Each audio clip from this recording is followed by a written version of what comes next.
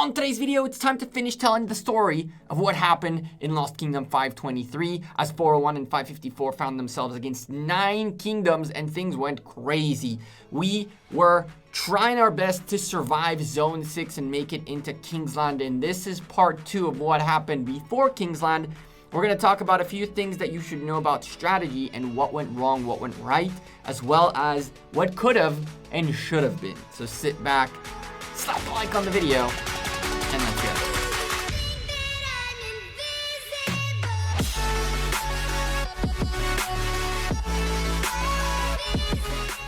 Hey there YouTube, welcome back to Gekko Gaming. Alright guys, first and foremost, I need to let you know that I made a mistake when recording all of this content. Usually I'm very good at covering KVKs because I spectate them, but it's very hard to play a KVK and record at the same time. So this time around, my footage and coverage is a little bit worse, and I apologize for that. Some of you have given me some very valuable feedback, which I will take with me into the future. Next time we have a KVK, I will do a better job at also recording it for you guys. I literally went through like 29 hours worth of footage, and most of it is just completely useless for you guys. And so it's a learning curve for me, and I apologize for that. But let's keep going. This video is a continuation of the story as you guys get to see some awesome footage of some parts that might interest you. And in this video, I want to talk to you guys about a few very important subjects. First of all, some insider information about strategy and in general strategy in Heroic Anthem and the meta in Heroic Anthem as it stands. On top of that, we also have some potential mistakes as well as good things that we did and what you can expect, as well as Lilith, some feedback for you guys, because good lord, the mistakes you guys made in this Heroic Anthem system, I hope you guys fix them, and it has nothing to do with crystal researchers and all that. You'll know what I'm talking about in a sec. Here we are once more at the rightmost path. We were at the top left zone 6, and there are 2 ways you can go, down and right. That's pretty much all we have. Well, technically it's that way for you guys. That's all you got. And so the idea was, from the beginning, everybody and their grandma concentrated on going down, which were the kingdoms we had already given a pretty big beating to. That was 538, 528, and 497, I think. And those are the guys we beat in Zone 5. We knew we could do the same thing if we focused them, but the problem was if the other pass would go down, like I mentioned to you guys, this one right here you're seeing, then we would find ourselves in a tough spot for many reasons. So we are back into trying to get this pass back. At this stage, it's the end, it's day 2 of the fight, and we have realized that we are in a very big problem because our plan down below went to hell, our plan on the right went to hell, and we're at this point scrambling to figure out what we want to get done. 401 was not defeated at any point, but we had indeed taken some steps back in order to secure objectives, which we did not necessarily plan on doing. So let me tell you a couple of things that went really wrong. And they had nothing to do with anyone except for Lilith. I don't know if you all are aware of this, as we have a nice little report for you. Unnamed soldier beasting out with his Atel Takeda. I mean, this man's Atel Takeda was just insane against the Zenobia, Charles Martel. Now, granted, the Charles Martel Zenobia were mixed troops, but still, you're going to see a lot of crazy reports in this part because we were just taking them out again and again and again. I mean, they were holding, but we were beating them down really badly. This is the right side pass. But anyway, Lilith have a bug, of course, a pass bug, where you're essentially the alliance that takes it has to be, it's a weird explanation onto how the bug works, but the bottom line is, if the wrong alliance takes the pass and you want another alliance to take it, you're going to have to lose the pass and retake it, and when that happens, nobody can get through the pass. There's a bug which essentially stops you from being able to get through the pass. That's the bottom line of this. Now, it has to do with coalition alliances and whether the alliance was in the coalition previously or wasn't, and it's a bunch of mess. We're not going to get into it. But the bottom pass relied heavily on the most effective tactic available in current Heroic Anthem, which is fort dropping. Everybody and their grandma are blocking passes with forts, and as a result, for you to aggress, you're forced into dropping a fort into enemy territory and hope and pray. We've seen 254 do it, we've seen 331 do it, we've seen many kingdoms do it. It's the meta in Heroic Anthem right now.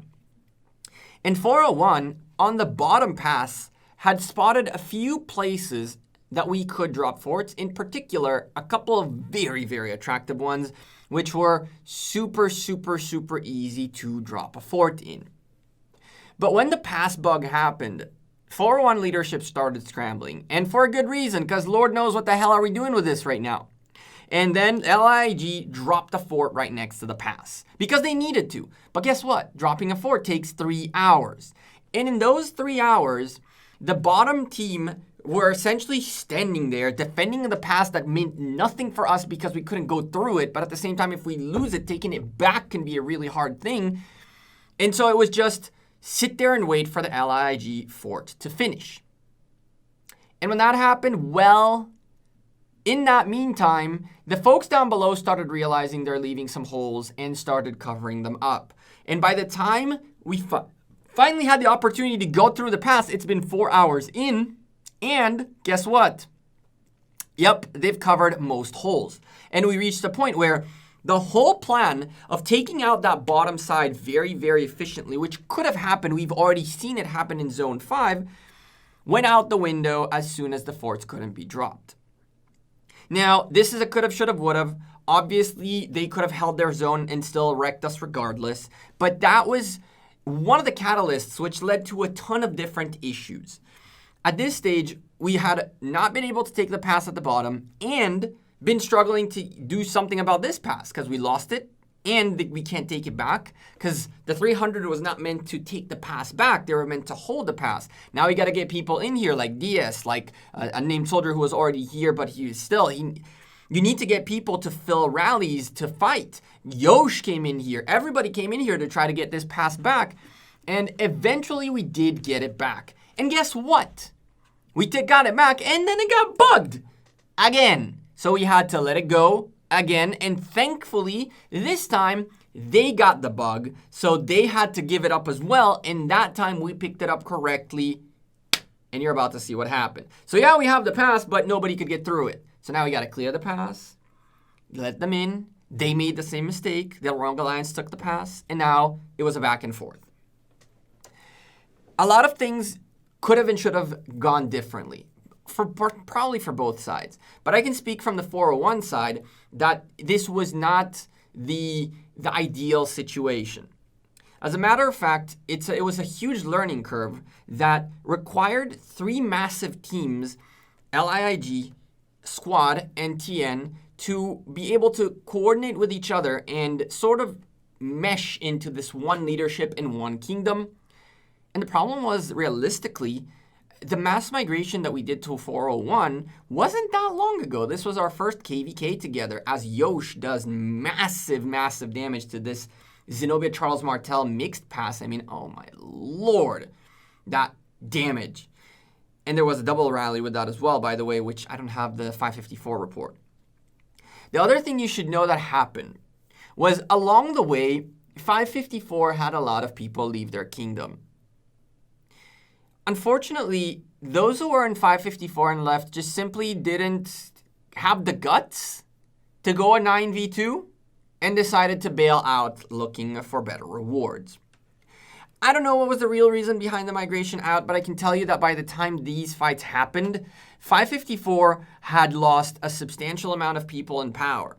And those who stayed and you're seeing fighting were the ones who said, well, we're still going to uphold what 554 stands for, and we're still going to do everything we can.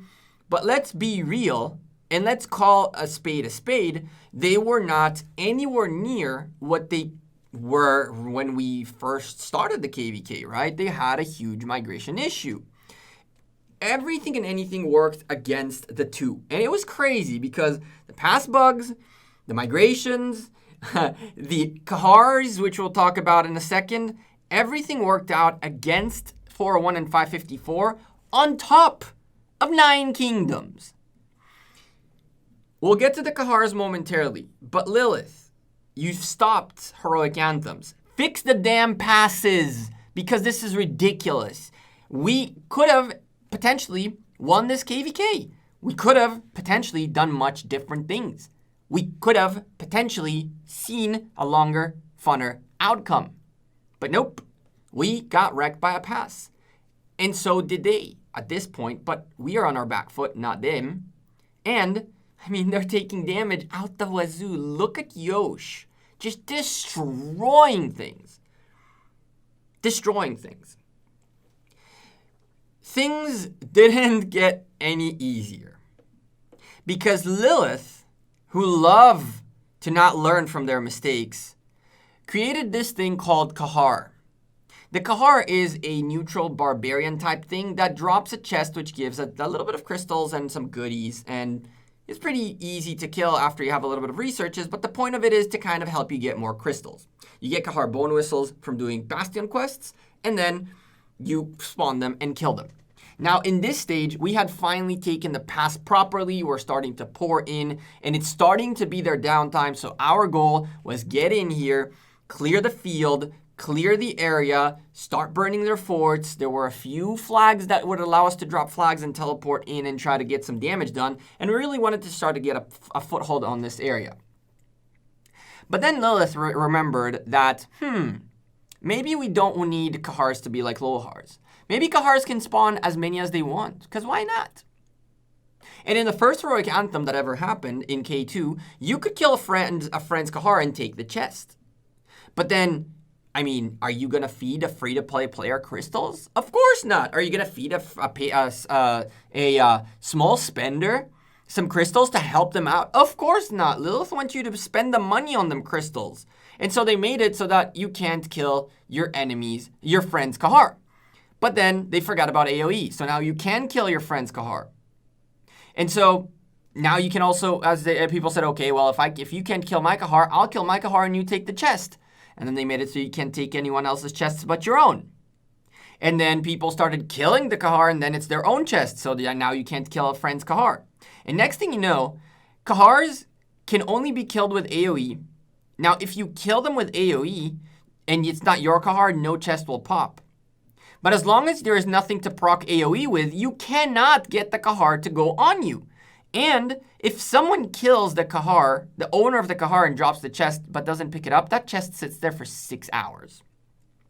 And so what you're about to see was the theme of the Korean community, which was an awesome, awesome play. They played the mechanics perfectly. They abused the mechanics like they should have, because Lilith allowed them to by not making these mechanics good. And that is, they popped a ton of Kahars all over the place. They killed some of them, so there are chests on the ground. And it was impossible to drop flags or TP. Now, you can drop a flag in the area of the Kahar chest, even though it says it's red. As soon as you let go of the flag, it'll allow you to build. But you can't teleport on a chest, obviously. And so all they did was fill the open field with Kahars when they were asleep, kill all the barbarians nearby so that there's nothing we can AoE you to, and the Kahars would just defend the territory. We would burn flags, but barely be able to drop a flag in. And once we finally managed to drop a flag in, they either stayed out there shielded, which is currently the best thing you can do. 24-hour shield, stay up on the front, even if the other team takes the path, takes out your flag, as long as everybody within the flag zone is staying still with the freaking shield, then they're dropping a flag, but they can't teleport in and they cannot progress, which just slows them down. That is the recommended thing to do nowadays in Heroic Anthem. But the Kahars were ridiculous. The Kahars were absolutely ridiculous. And you're going to see it momentarily in a clip in this area, because at this point, we have the pass. We're starting to go for cleaning the open field. We want to start burning their forts, start burning their flags, and start positioning our way this way to try to fight this side. And so it worked for a while. We got to the point where they ended up at their downtime and without anyone in the area. But the Kahars and the Kahar chests literally just held us back the whole time. All you got to do is double flag, layered out, or not even layered out, doesn't really matter. As long as the flag, you drop a second flag in the middle, and when the first flag is half HP, you have half a flag worth of the extinguishing to go, and so forth and so on. And these guys just simply kept 2-3 people online, dropping flags consistently and popping Kahars all over the place. And while we did manage to put down 4 or 5 flags worth of territory, look at those Kahars. Look at those Kahars. I mean, seriously. And you're going to see so much more Kahars and chests in a second. Even though we managed to drop some flags along the way, and we managed to get some territory per se, we had no space to TP because of the Kahars or the cities shielded. And they essentially kept us on the other side of the pass, even though we had the pass. Now, granted, when we took the pass, I have never seen more city rallies in my life. We probably got to a point where majority of the people that were on this side had no armies left because everybody and their grandma had 2 marches on the field and 3 in city rallies. And we're talking tens of rallies. When these guys took the pass, they were very confident that they were just going to hold on to it. They were putting mixed troops. They had a lot of field presence and all that. And so a lot of folks were not in position. And they were in different alliances and off territory and got zeroed. Lots of resources plundered, lots of troops killed. But of course, when you're in a 9v2, you're going to need to kill a lot more than a lot to win. And it got really, really hard. At this stage, we're really confident on this side, and we're really confident with what we're doing in this side, burning flags, dropping our own, and starting to go. But leadership, once again, needed to figure out what our next move is, because this doesn't really help our objectives much, and it was clear that we're hitting a stalemate here. And so they reconvened once more and left us in here to, not in a bad way, left us in here to handle business while they figure out what the next move should be. And that was essentially our next attempt to do something.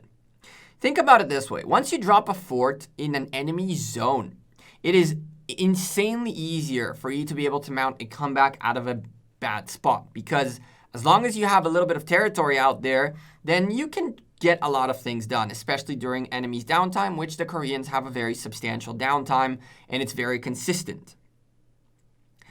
But the problem was we just couldn't drop forts anywhere, because this side was very well protected and the other side got closed out, and it was just not possible. So leadership had to reconvene and figure out what the next move was.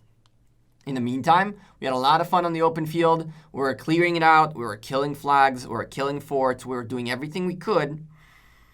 But it was simply just not got to be able to do anything in here.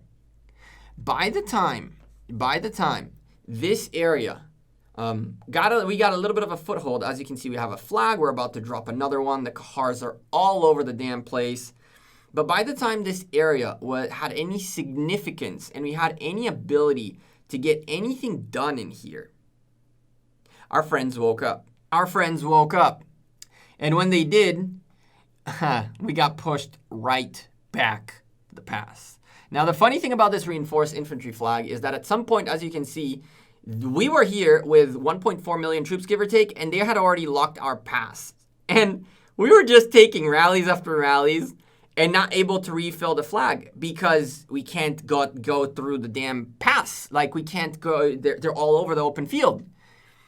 But as you can see, it took them 4 rallies until they managed to burn this flag. And every single one of them was a positive trade. Until even the last one when we burned at a positive trade. Zenobia was absolutely insane. And there is so much more to go over. At this point, we still own the pass and we're still launching rallies towards cities. But yet again, we're on our back foot without open field area in their territory and trying to figure out what the next moves are. And this is day 3 at this point. Day 3 of our fights. We've gone through 2 of their downtimes. And now we're looking to see what on earth is the next move. Remember that Kingsland is coming close, and we're anywhere nearby.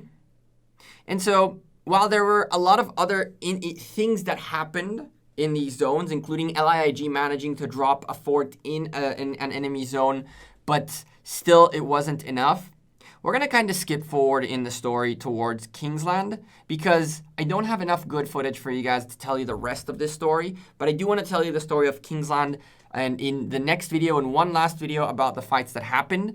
Those of you who are still watching this video today, because it's Saturday already, apologies, my recording got wrecked. And anyway, today we're going to be streaming, and this stream is going to be a big one. So you guys definitely want to be here because level 4 passes are opening, and I have a feeling we're going to get pushed like crazy, and Zenobia will yet again have to come out and help as much as she can. So I hope to see you all there, and I hope you guys have enjoyed this coverage. I understand that the footage isn't necessarily as good. I understand that the Zone 6 coverage wasn't as good as the Zone 5, but I'm learning as I go, and I hope you guys can still, drop a like on the video and subscribe to the channel. Come to the stream later today, and I will see you all sooner rather than later. Take care and have a good one. Peace.